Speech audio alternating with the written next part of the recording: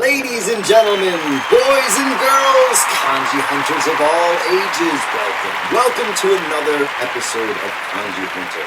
Now, today we are talking about pain. Yes, pain is something that we all experience in every corner of the globe, and today we are going to look at some common pain words related to the body. And stick around to the end of the video because we are going to look at how to write the kanji for pain. Now, today we are looking at our examples that come from a very convenient package that I found at the drugstore. Now, here in Japan, one of the things that they love to give you for pain relief are these little adhesive stickers that kind of smell like eucalyptus or menthol, and here they're called shippu. And so this is a very common pain remedy here in Japan. So when you come to Japan, don't be surprised if after going to the doctor's office, they send you home with these little adhesive patches to put on whatever you find to be painful. Anyway, let's take a look at our example. And up here on the top right of our model who has no skin, we have our first example, and that is daboku. Daboku is a contusion or a bruise from getting hit. Okay, so you can put these fancy little adhesive patches on some kind of bruise or, wherever you got hit. Our next example, and this is a very common one, here on our friend's shoulder, this is kata kori tsu. All right, and kata kori is like stiff shoulders, even stiff neck, right? Stiff shoulders and neck. And tsu is pain. All right. Now, don't get confused. The kanji for neck is not actually in here, but when Japanese say kata kori, kata is shoulders, right? And kori is kind of like stiff, like frozen, right?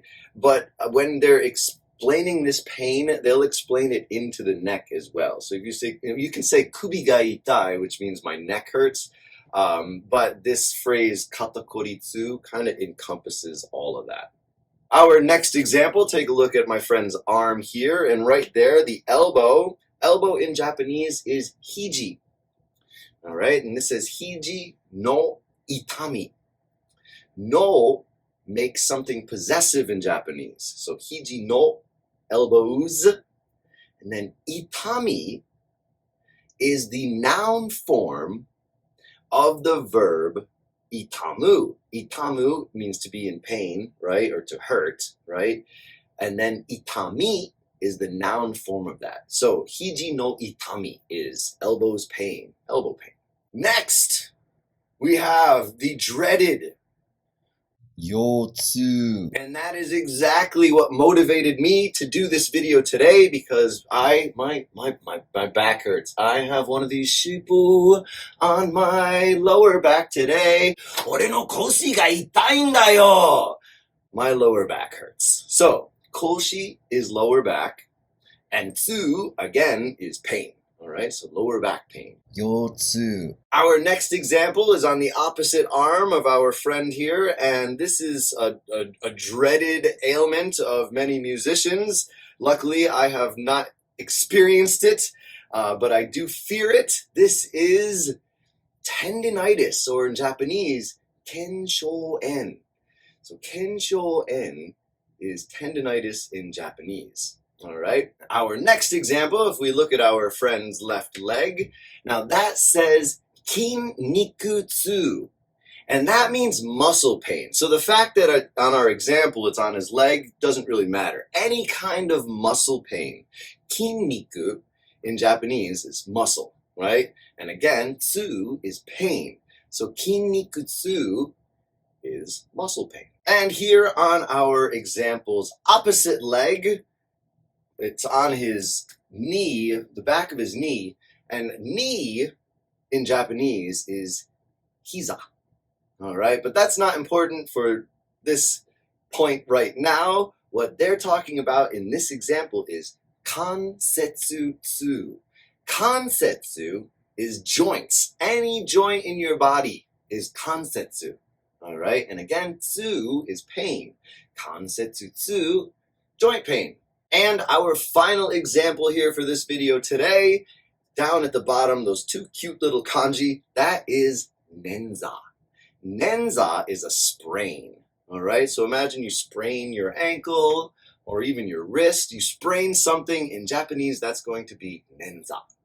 All right, well, there are examples today. There are definitely more. There's way, way more. So, for example, if you have a headache, you could say atama ga itai, or you could say Jutsu. ga arimasu. Jutsu. Again, is like head pain, right? So again, this isn't everything, but it's just a little starter. There are plenty other medical words, obviously. If you're going to practice medicine in Japan, I hope you learn more than just this, but this should get you started. Now, as I said at the beginning of the video, we are going to look at how to write the kanji for pain. But before we do that, let's just do a little refresher, a little review. Pain in Japanese, the kunyomi, or the Japanese pronunciation of the word, is, as a verb, itamu. As a noun, itami. And the onyomi, which is the traditional or original Chinese pronunciation of this kanji, is tsu. All right, so as you know, we've talked about this on Kanji Hunter before.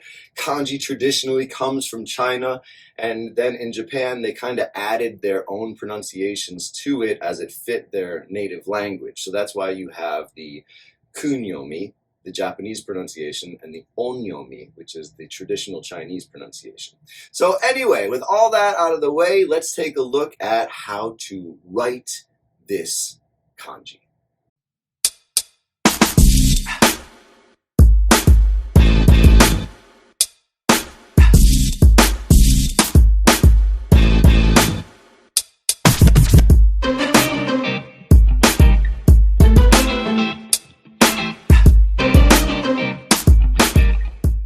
All right, well, I hope you found that interesting. Thank you for sticking around to the end of the video. Please comment below on anything that you learned or anything that you thought was interesting, or even anything that you want me to talk about in future videos. I'm happy to do that. Don't forget to like this video and also subscribe to the channel. And if you know anyone that's interested in different languages, or if they're interested in Japan or anything like that, or even if they're just medical students and you thought this was interesting, share this video with them.